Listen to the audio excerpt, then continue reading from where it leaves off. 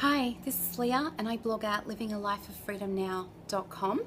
In my last video I talked about emotional eating and how strong it's been for me recently, and that was until I had a coaching call with Joy 2 days ago.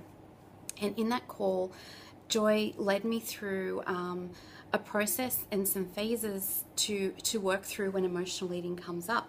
And what was interesting was, as she described those to me, it's actually a process that I did myself intuitively the night before when emotional eating came up and it was very strong, and I wasn't sure if I was supposed to try and resist it or anything like that.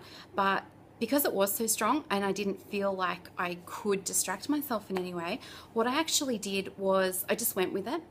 And I went with it from a place of awareness, and I didn't feel bad. There was no shame or anything like that.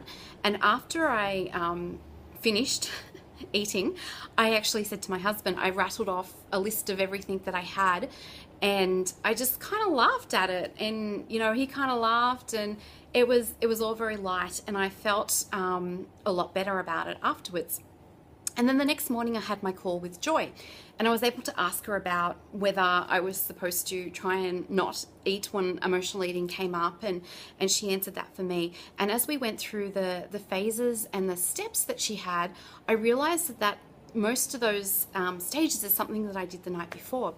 But Joy actually asked me a question, which is part of those steps, and that is, what do I need other than food?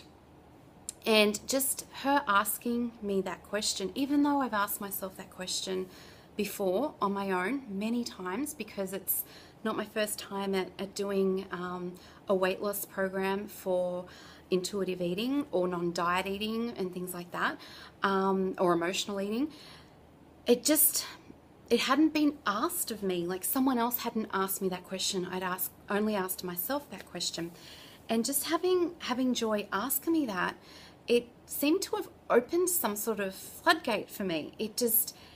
Everything came to me as to what I need other than food.